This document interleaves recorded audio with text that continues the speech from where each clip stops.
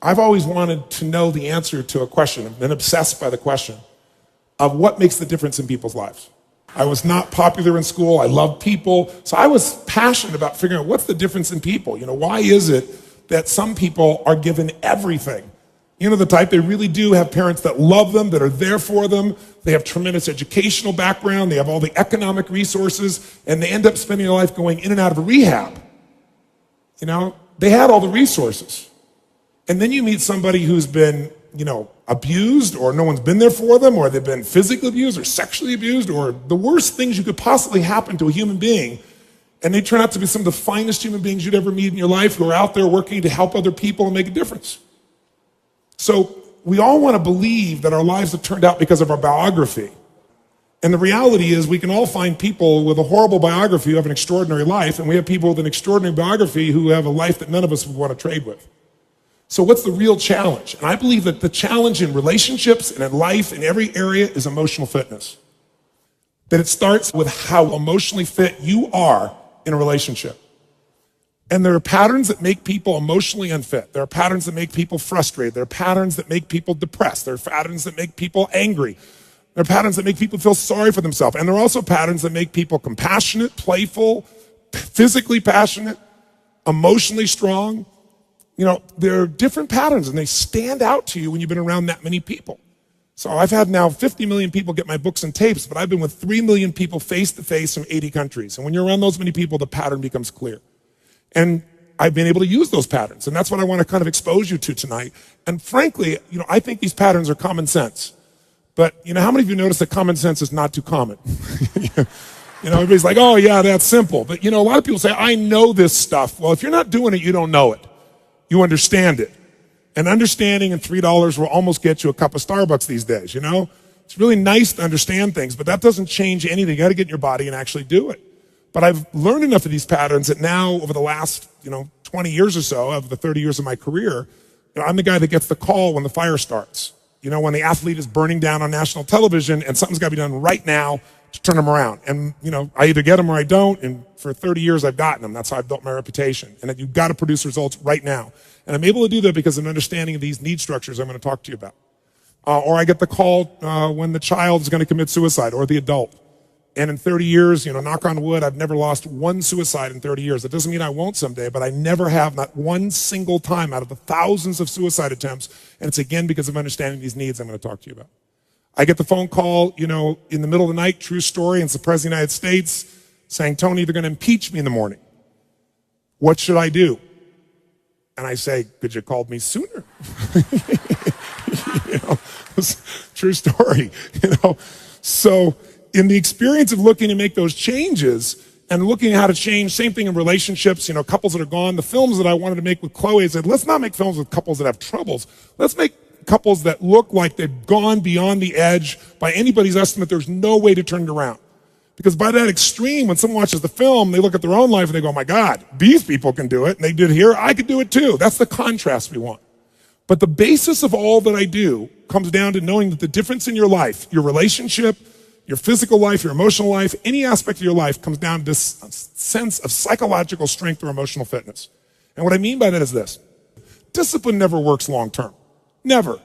What works is when you become addicted to something positively new. You trade one addiction for another. When you shift from having to doing something to wanting to do something. So our focus is how to make that happen. But I'd say this to you. If you want to change a relationship, the number one thing you have to do is master your own emotions. If you don't do that, forget it.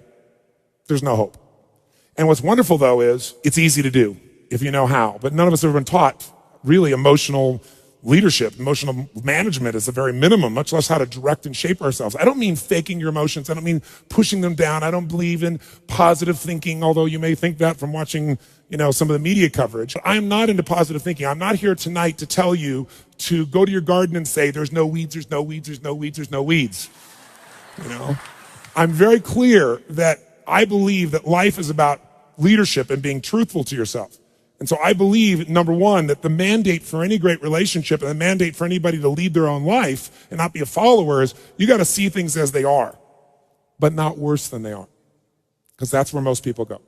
That's where they go in relationship. That's why they start to tear it down. That's why the relationship starts to break down, because people get scared when it isn't working out. and then they make it worse than it is so they don't have to try. Because they don't want to try again and be disappointed. They don't want to feel that sense of rejection. They don't want to feel that sense of failure. So most people make it much worse than it is. People tell me all the time, oh, I'm skeptical or I'm pessimistic. I said, no, you're gutless. It takes no guts. It takes no courage to be a pessimist, to say it's not going to work, to try to find out what's wrong. What's wrong is always available. It's always what's right. So I'm not into positive thinking, but I am into intelligence. And intelligence says, see it as it is, don't make it worse than it is. I meet people all the time say, my problem is I'm big bone. No, you're freaking fat. Tell the truth. You know, what is this big bone story? You know, the only way it gets better is if you can see it as it is. Don't make it worse than it is. Don't try and make it so it's impossible to change. That's not true. It's not true at all. The second mandate, I think, to changing anything in your life, to leading your life, is once you see it as it is, not worse than it is, then you got to see it better than it is. Because that's the thing that's missing from most relationships. There's no vision. I mean, without a vision, in the Bible it says, people what? Perish. And when a relationship has no vision for greater than where they are, that relationship is going downhill, if not destroyed. I believe that every relationship, every part of life, every part of a human being needs a compelling future. If the future's not more compelling than today could be tough, but if the future's compelling, we can get there. And that's what every leader does. And every one of you in this room, and I know some of you are here, I guess, from the general public as well, just for your own relationships, I really acknowledge you for. But I know that you're from the military here, I know the therapists here, people from all walks of life, you're all leaders. What's your job to lead? Your job is to help people see it as it is, not worse than it is. What's your job? Help them create a compelling future. See it better than it is, so there's a reason to give my all again. Otherwise, there's just no juice. There's no energy. Why? They'll go through the motions, complain with each other, not really believe it's going to work, and nothing will change. And then finally, the third step that we've all got to do if we're going to change our life or anybody else's is make it the way we see it. And that's where strategy comes in. I try to take things that are complex and make them as simple as possible. I've noticed most people in the psychological world try to make it as complex as humanly possible. Because it makes us feel so sophisticated when we can talk with all these complex words and elements and so forth, and we can really, we got our degrees and we're somebody. But you know what? That doesn't help anybody. So I look for a nickel word to get to the heart of something. I've tried to take something complex and make it simple so that people really will apply it. And that's the focus here. Then Mr. Schoaf gave me probably one of the most important clues among so many things he taught me. But this was in those early days. Mr. Schoaf was very kind, but he was also very abrupt. And he had these interesting questions to ask. I'm giving him a little rundown one day on how things hadn't worked out for me. He said, Mr. Rohn, I've got the answer for you if you will listen carefully. And listen carefully I did that day and for the next 5 years. If somebody's wealthy and happy, you gotta listen. He said, Jim, I've only known you a short time. But he said, it's already my honest opinion that for things to change for you, you've got to change. That wasn't quite the answer I was looking for. But that's the answer he gave me, and I pass it along to you on this warm summer evening in Anaheim, California, 1981. For things to change for you, you've got to change. Otherwise, it isn't going to change. Before I met Mr. Schoaf, I used to say, I sure hope things will change. Right? That seemed to be my only hope. If it isn't going to change, I'm in serious trouble. And then I discovered it isn't going to change, so I'm in serious trouble.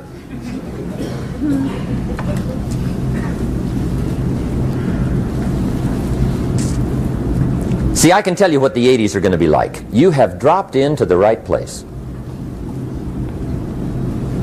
I did a seminar one time for Standard Oil executives and management in Honolulu. And we're having a conference one day on this big conference table.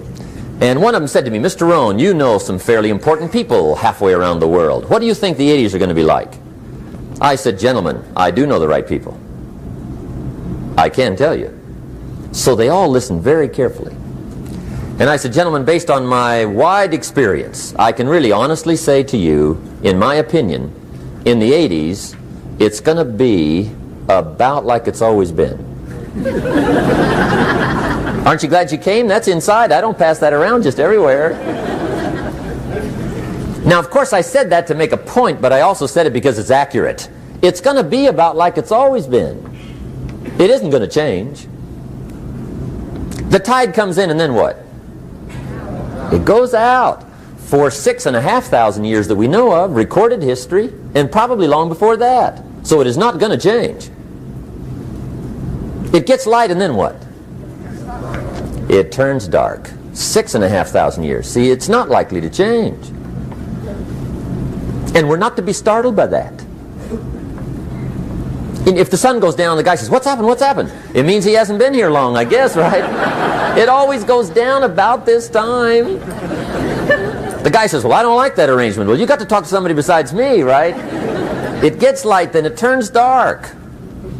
In rotation, the next season after fall is what? Winter. Pray tell, how often does winter follow fall? Every year regularly for the last 6,500 that we know of. See, it is not going to change. Now, some winters are long, and some are short, and some are hard, and some are easy, but they always come right after falls. It isn't going to change. Sometimes you can figure it out, sometimes there's no way to figure it out. Sometimes it goes well, sometimes it gets in a knot.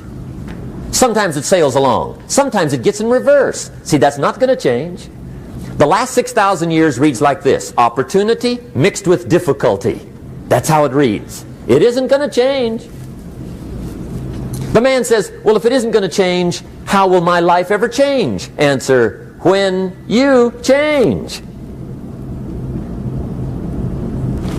And whether I'm talking to high school kids or business executives, my message is always the same. And it goes like this: the only way it gets better for you is when you get better.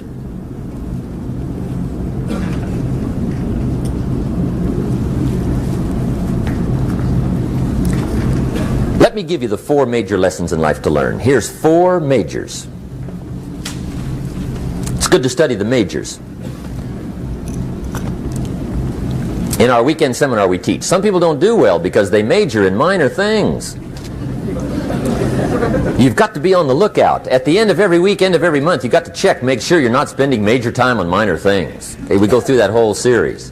Majors and minors. Now, let me give you 2 phrases before we get to the 4 majors. This will set it up and you'll see where I'm going. 2 key phrases for your notes. Here's the first one. Life and business is like the changing seasons. That's the first phrase. Life and business is like the changing seasons. One of the best ways to describe life, it's like the seasons. Frank Sinatra sings, "Life is like the seasons." Now here's the second phrase. Very important. You cannot change the seasons, but you can change yourself. You can't change the seasons, but you can change yourself. And see, that's how life gets better for you, not by chance, but by change. Now, here's the 4 major lessons in life to learn. I've got my first book finished. Came out a couple of weeks ago. This is in it. The 4 major lessons in life to learn. Here they are. Number 1, learn how to handle the winters. That's lesson 1. They come right after falls with regularity. Some are long and some are short and some are hard and some are easy, but they keep coming. You must learn to handle the nights. They come right after days. You must learn to handle difficulty. It comes right after opportunity. You must learn to handle recessions. They always follow progressions for the last 6,000. See, it isn't going to change. The lesson you must learn is how to handle it. And there's all kinds of winters, right? The winter when you can't figure it out. The winter when it all goes smash. The winter when it turns belly up. The winter when it won't work, when you've run out of money and you've got a broken heart. See, those are winter times.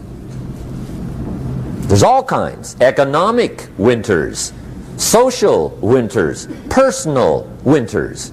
When your heart is smashed in 1,000 pieces and the nights are unusually long Your prayers seem to go no higher than your head. It's wintertime. Barbara Streisand sings, "It used to be so natural to talk about forever, but used to be's don't count anymore.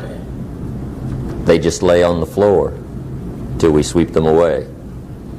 You don't sing me love songs, and you don't say you need me, and you don't bring me flowers anymore." A song of winter. But see, the disappointments come. Those are normal. That's part of life. But the question is, how do you handle it? How do you handle the coming winters and the disappointments and the downtimes? Well, you can't get rid of January by tearing it off the calendar.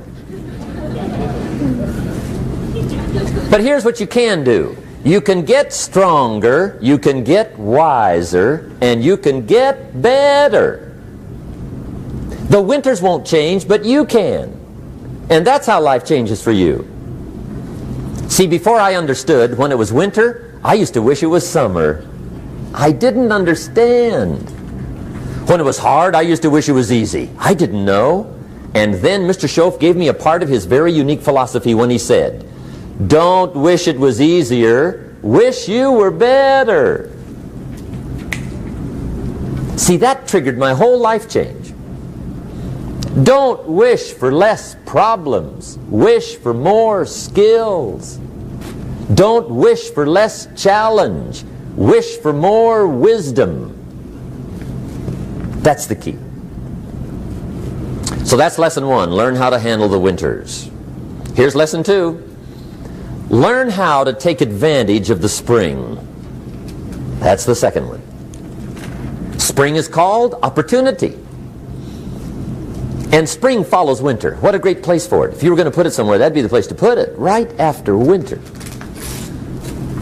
And pray tell, how often does spring follow winter? Every year with regularity, 6,000. You can almost count on it. See, opportunity always comes. Days follow nights. Isn't that terrific? Opportunity follows difficulty. But here's what you must learn to do. Underline these two words in that key phrase. Take advantage. Underline those two. You must learn to take advantage of the spring. See, just because spring rolls around is no sign you're going to look good come fall. You got to do something with it. In fact, you have to get good at one of two things in life. Planting in the spring or begging in the fall. Or get somebody to do it for you. See, those are about the only alternatives. Now here's what else you must do. Take advantage of the springs quickly, because there's only a few. Just a handful of springs have been handed to each of us. They don't come forever. Life is fairly brief. So you got to read every book you can get your hands on what to do with your springs while they're here. And take advantage, they soon run out. The Beatles wrote, "Life is so short." And for John Lennon, it was extra short. But life is brief. Elton John sings, "She lived her life like a candle in the wind." It's brief. So whatever you're going to do with your life, you got to get at it. Don't just let the springs pass. Here's the third major lesson in life to learn.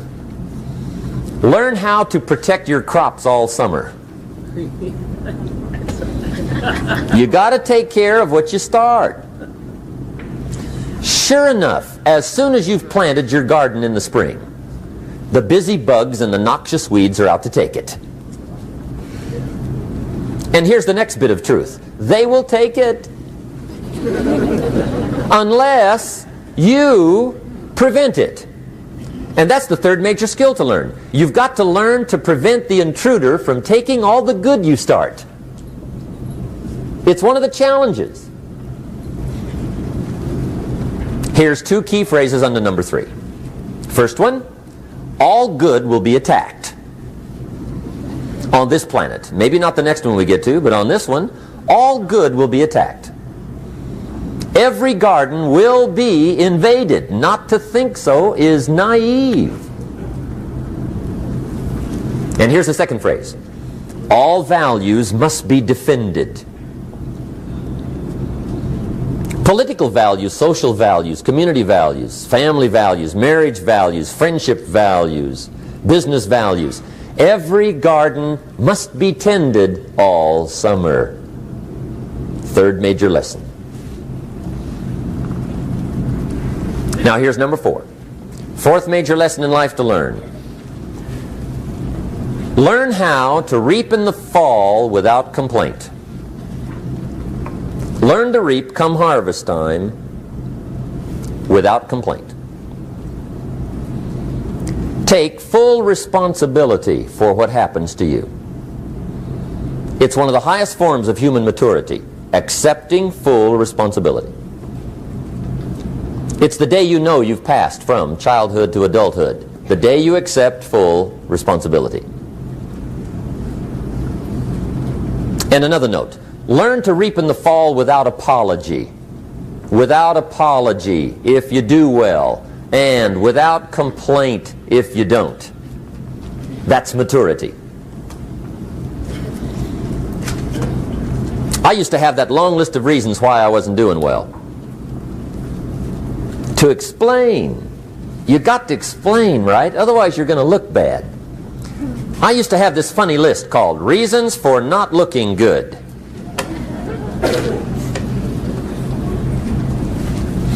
I used to blame the government. I mean, you can believe that or not. It was at the top of my list. I had a lecture second to none. The government. That was on my list. I used to blame taxes. Look what you got left after they take everything. And they expect you to do well. That was on my list there. Prices, that one's easy, right? You walk into the supermarket with $20, come out with a little half bag. So I had that on my list.